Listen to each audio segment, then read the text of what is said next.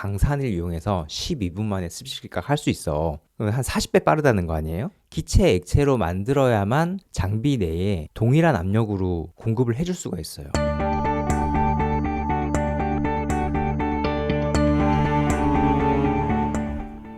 안녕하세요. 한 주간의 테크 이슈를 정리해드리는 안석현의 테크나들이 2월 셋째 주 시간 시작하겠습니다. 저는 키포스트 팀장 안석현입니다. 오늘 이렇게 세 가지 소식 정리했는데요. 여러분들 좋아하시는 반도체 유리기판 하나, 그리고 유럽 배터리 시장, 전에도 몇 번 다룬 적이 있는데 점점 어려워지는 국면이라서 한번 다시 다뤄보겠습니다. 그리고 이번 주 세미콘에서 화제가 됐던 몰리브데늄 전구체 관련해서 한번 또 다뤄보겠습니다. 관심 있으신 분들은 아시겠지만 이번 주에 서울 삼성동 코엑스에서 세미콘이 있었죠. 거기 이제 아바코가 유리기판 그리고 HBM용 차세대 반도체 장비 들고 나오겠다고 이렇게 미리 발표를 했는데요. 그에 앞서서 올해 1월 달에 먼저 이 공개를 한 적은 있어요. 독일 슈미드 그룹하고 협력해서 우리가 유리기판 장비 시장 진출하겠다. 원래 아바코는 디스플레이 장비 회사잖아요. 그래서 이 회사가 어떤 포지션으로 이 시장에 진출을 할까 되게 궁금했었는데 요 아래 기사들이나 아니면 요번에 나온 기사들을 봐도 딱히 뭘 하겠다는 건지 구체적으로 나와 있지는 않습니다. 그래서 제가 이번에 세미콘 간 김에 한번 물어봤어요. 그랬더니 대충 얼개는 이랬습니다. 이 슈미드라는 회사는 종합 반도체 장비 회사거든요. 특정 장비에 되게 스페셜티가 있는 게 아니라 처음부터 끝까지 다 하는 일단 턴키 방식의 공급을 하는 회사고, 요 아래쪽에 나오는 게 유리기판을 만드는 과정이잖아요. 근데 이 중에서 거의 대부분을 슈미드가 합니다. 아바코는 이 중에 특정 영역에 대해서 협력사로 진입을 하게 되는 거죠. 그래, 그러면 아바코가 하는 게 뭔데? 제가 물어봤더니 레이저 및 메탈 장비를 한대요. 메탈 장비라고 하면 여기 있는 메탈라이제이션, 요걸 얘기하는 거고, 레이저는 제가 한번 꼽아봤는데 한 요 세 가지 정도에 들어갈 거라고 봐요. 일단 처음에 TGV 구멍 뚫을 때 쓰는 그 레이저 장비가 있죠. LPKF나 피로틱스가 하는 그 장비를 이제 아바코가 하는 것 같고, 그리고 ABF의 드릴링, 그러니까 구멍 뚫을 때 또 레이저가 쓰입니다. 요것도 할 수도 있을 것 같고, 그리고 마지막에 싱귤레이션, 한 장 한 장 떼낼 때 있죠. 그때도 레이저 커팅 장비가 사용이 됩니다. 그래서 크게 보면 아마 하나, 둘, 셋, 4개 정도 공급할 수 있다, 이렇게 설명하는 것 같거든요. 특히나 이 메탈라이제이션이 지금 글래스 기판 만드는데 굉장한 좀 병목 혹은 좀 난제 이렇게 좀 꼽히고 있어서 이거를 잘 할 수 있다면 시장에서 임팩트를 일으킬 수가 있겠죠. 저는 사실 아바코가 슈미드랑 협력한다고 하기 전에도 슈미드란 회사에 대해서 좀 호기심이 좀 있었어요. 왜냐하면 이 회사가 공공연하게 자기네들이 습식시각 속도가 굉장히 빠르다, TGV 공정할 때.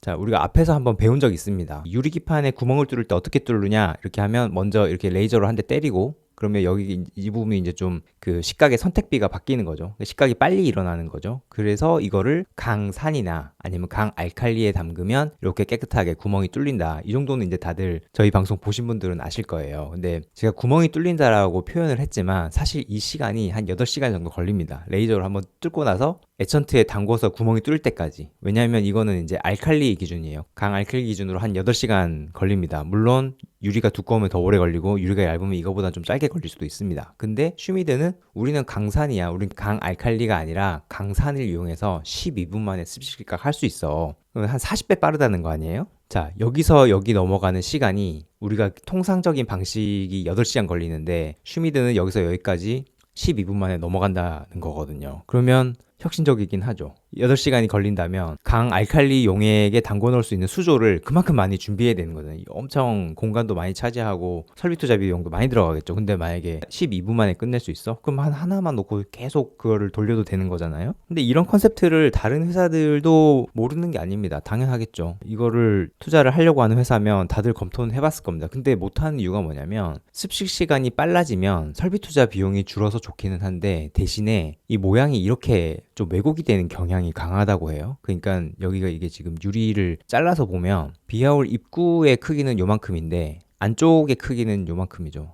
안쪽의 폭은 이렇게 좁습니다. 그러니까 이거를 외경은 크고 내경이 작다, 이렇게 표현을 하더라고요. 여기 슬로프가 이렇게 만들어지는 거죠. 슬로프가 만들어지면 마치 이 옆에서 봤을 때는 절구 모양처럼 생겼습니다. 내부가 작고 밖이 크고. 이렇게 되면 문제가 뭐냐면 이 뒤에 이제 따라오는 공정이 메탈라이제이션하고 그리고 구리도금이잖아요. 근데 그쪽의 수율이 나빠진대요. 이 구멍이 정말 요 옆에 왼쪽에 보이시는 것처럼 이렇게 좀 딱 원통형으로 나와주면 안에 이제 메탈을 올리고 그 다음에 구리도금을 하는 것도 수율을 높게 할 수 있는데 이게 극단적으로 이렇게 슬로프가 생겨버리면 이후 공정에서의 수율이 좋지 않아진다는 거죠. 그래서 야, 슈미드가 그렇게 빨리 하는 거 알고 있지만 이 뒷공정을 위해서 우린 8시간 걸려서 하는 거야 라고 설명하시는 분들도 있어요. 그래서 지금은 뭐가 맞는지는 모르겠습니다. 근데 이게 빠르고 혁신적이어 보여서 제가 이 슈미드라는 회사는 계속 눈여겨보고 있었습니다. 일단 아바코는 고객사는 정해져 있는 것 같아요. 아바코의 관계사 중에 아바텍이라고 있죠. 이 회사 원래 싱글레스 하는 회사고 글래스를 원래 잘 다루는 회사입니다. 싱글레스 플러스 뭐 요즘에 MLCC 사업도 하겠다고 뭐 투자도 많이 하고 했죠. 근데 이 회사가 최근에 신사업으로 하는 게 TGV입니다. 이 홈페이지에 들어가 보면 이 TGV가 나와 있어요. 우리가 스루 글래스 비아 사업을 하겠다. 그럼 여기에 일단 첫 번째로 장비를 넣어볼 수는 있겠죠. 근데 TGV를 아바텍이 얼마나 잘 팔지는 잘 모르겠습니다. 아직은. 어디랑 컨택하고 있는지는 아직은 제가 확인해 본 바는 없습니다. 자, 그 다음은 유럽 배터리 시장 결국 중국에 빼앗기나. 이거 월스트리트 저널에 나온 기사인데요. CATL이 폭스바겐, 그러니까 독일의 완성차 회사죠. 폭스바겐하고 콜라보레이션을 한다. EV 배터리 분야에서. 우리가 세계 최대 자동차 회사를 하면 보통 일본의 도요타나 아니면 폭스바겐, 독일의 폭스바겐 이 두 개 회사를 뽑습니다. 이 얘가 1등 할 때도 있고 얘가 1등 할 때도 있습니다. 앞서거니 뒤서거니 하는데, 그런데 어쨌든 1, 2위 하는 회사와 CATL은 거의 완전한 배터리 시장에서 1위죠. 이 회사가 둘이 콜라보레이션을 한다. 그러면 이제 최강 조합이 탄생을 하게 된 거죠. 근데 이건 굉장히 무서운 소식입니다. 어디에? LG 엔솔이나 SK온이나 삼성 SDI에. 왼쪽에 이제 SNE 리서치 자료를 보시면, 자, 이게 전 세계에서 2024년에 전기차가 어디서 많이 팔렸는지를 나타낸 그래프거든요. 보시면 일단 절반 이상이 중국이고요. 그 다음이 유럽이고요. 그 다음이 북미입니다. 중국을 뺀 아시아는 정말 얼마 안 됩니다. 그러니까 아시아 시장을 다 먹는다 하더라도, 물론 다 먹지도 못합니다만, 다 먹는다 하더라도 우리가 북미 시장 잡았다고 해서 이 시장에서 중국을 이길 수는 없습니다. 적어도 유럽 정도는 잡아줘야 우리가 이 전체를 먹어서 중국하고 비벼볼만 하다. 이렇게 되는 거거든요. 근데 이 시점에 지금 CATL이 폭스바겐의 손을 잡는다? 그럼 이거를 우리가 먹을 수 있는 가능성이 현저하게 떨어지는 거죠. 이건 지금 2022년까지의 자료라서 좀 올드한 버전이긴 한데, 이미 2019년 이후로 유럽 시장에서 중국 배터리 업체들의 점유율은 이렇게 계속 올라가고 있고, 우리는 2021년을 기점으로 한풀 꺾이고 있습니다. 아마 지금 2023년, 24년이 지금 자료가 나와 있지는 않지만 거의 크로스가 되지 않았을까. 2024년에는 저는 그렇게 보거든요. 뭐 유럽에서 CATL이 잘 나가는 이유는 뭐 여러 가지가 있겠지만 다른 거 없죠. 가성비죠. 이런 B2B 시장에서의 헤게모니는 결국 가성비가 주고 있습니다. 유럽 전기차 시장이 국내도 마찬가지지만 전 세계적으로 사실 미국 제외하면은 그렇게 경기가 좋은 대륙이 없잖아요. 유럽도 마찬가지이기 때문에 현재 출시되는 전기차, 그리고 앞으로 출시될 전기차의 거의 대부분이 25,000유로 이하입니다. 이게 우리나라 돈으로는 한 3,700만 원 정도 하는 건데, 이 정도면은 비싼 편이 아니죠. 전기차로서 되게 싼 편입니다. 보급형이기 때문에 이런 데들은 우리나라 배터리 회사들이 강점을 가지고 있는 NCM이나 NCA 배터리를 탑재하기가 좀 어렵습니다. 이게 성능은 좋긴 한데 좀 비싸잖아요. 대신에 중국이 잘하고 있는 LFP 배터리, 리튬 인산철 배터리가 탑재될 가능성이 굉장히 높은 거죠. 이건 싸니까 성능은 좀 떨어지지만 그 이상으로 싸잖아요. 지금 현재 유럽에서 CATL이 잘 나갈 수밖에 없는 거죠. 지금 공장도 어마무시하게 짓고 있습니다. 일단 2018년에 독일에 먼저 지었고요. 이때는 좀 간을 봤던 것 같고, 그리고 2022년에 단독 공장으로 100GW짜리 하나 헝가리에 지었습니다. 이게 또 곧 양산에 들어갈 거예요. 올해부터. 그리고 작년 연말에 스텔란티스하고 스페인에 이거의 한 절반 되는 50GW짜리 하나 지었죠. 이번에 폭스바겐하고 콜라보레이션 하기로 했으니까 아마 헝가리나 뭐 독일이나 또 하나 크게 지을 것 같아요. 지금 독일에 겨우 14GW밖에 없는데 이건 그냥 그야말로 찍먹인 수준인 거고, 여기 하나 더 크게 할 것으로 예상을 하고 있습니다. 자, 그럼 마지막으로 개화하는 몰리브데늄 배선 시장. 이게 머크랑 램리서치가 세미콘에서 발표한 내용을 기반으로 제가 정리를 좀 해봤는데요. 기사도 좀 나왔습니다. 머크가 한국에서 이제 몰리브덴 소재를 생산하기 위해서 설비 투자를 하겠다라고 여기 오른쪽에 보이시는 김우규 박사님, 한국 머크의 대표시죠. 김우규 박사님께서 발표를 했습니다.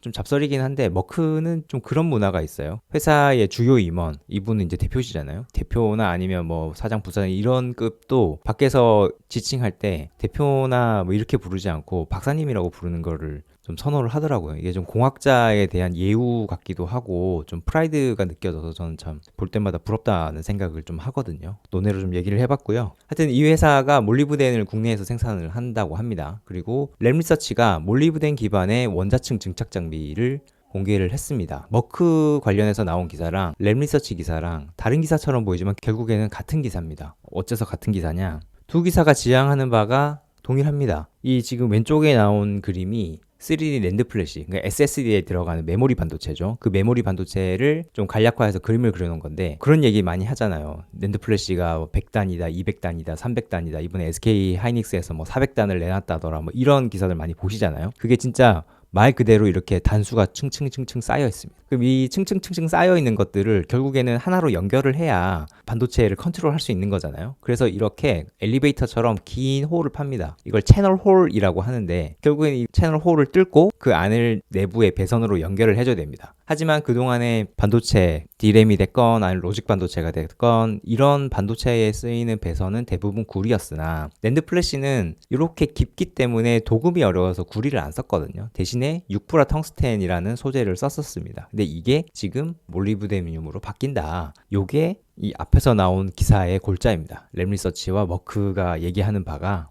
우리가 3D 낸드 플래시 시장에 소재를 공급해 보겠어. 이게 머크고요. 3D 낸드 플래시 시장에 장비를 공급해 보겠어. 이게 램리서치의 기사의 골자입니다. 그러면 그동안에 잘 쓰던 6브라 텅스텐을 놔두고 왜 몰리브데늄을 쓰냐? 일단 비저항이 낮대요. 비저항이 낮다는 건 어떤 전류를 흘려보냈을 때 손실이 그만큼 작다는 거죠. 그리고 불소 잔여물 걱정이 없다. 6불화 텅스텐, 이 불화가 붙어 있다는 건 안에 플로르, 그러니까 불소가 있다는 거잖아요. 이거를 쓰고 나서 이 내부에 결국 남는 거는 이제 텅스텐만 남기고 플로르는 제거를 해줘야 돼요. 근데 이게 결국 몇 나노 정도일 텐데, 몇 나노 뭐 끼케야 몇 마이크로 정도밖에 안 될 텐데, 이 내부 공간에 불소가 남아있는 걸 완벽하게 정리할 수 있냐? 그거 어렵단 말이죠. 근데 만약에 완벽하게 정리가 안 되면 이 중간중간에 어딘가에 불소가 남아있다가 셀들을 파괴할 수가 있겠죠. 왜냐하면 굉장히 좀 불소라는 게 부식성이 강하지 않습니까? 그래서 6브라 텅스텐 대신에 몰리브데늄을 쓰면 비저항이 낮고 불소 잔여물 걱정을 안 해도 된다.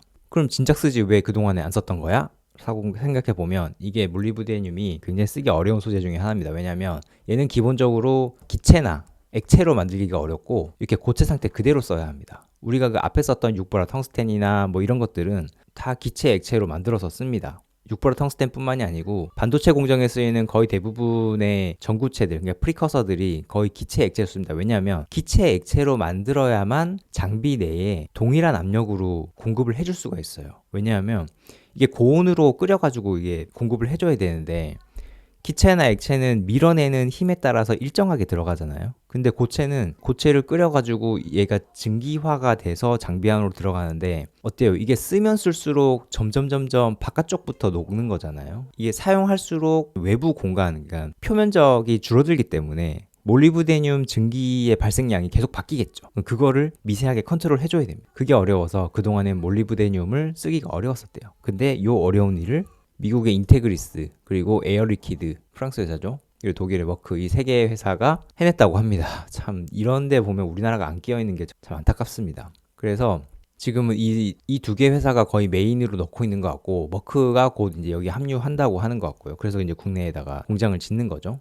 그리고 국내 회사도 UP케미칼, DNF, SK트리캠 요 세 개 회사가 또 도전을 하고 있다고 하고, UP케미칼은 특히 이거를 리퀴드로, 그러니까 액체로 만들어서 공급할 생각을 하고 있다고 하는데, 뭐 되기만 한다면 혁신적이죠. 자, 오늘은 아바코가 그리는 반도체 유리기판 큰 그림, 그리고 기타 등등 이렇게 총 3가지 소식 알아봤습니다. 제가 이번에 세미콘을 돌아보니까 뭐 작년 재작년에는 뭐 HBM하고 하이브리드 본드 이쪽이 굉장히 핫했었는데, 이번에는 확실히 유리기판, 글래스 코어 기판 이쪽으로 굉장히 많이 강조들을 해놓으셨더라고요.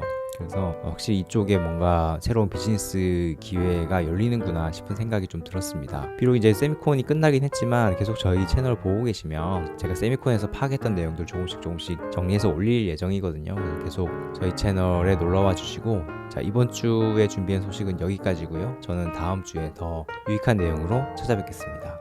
자, 즐거운 주말 되십시오.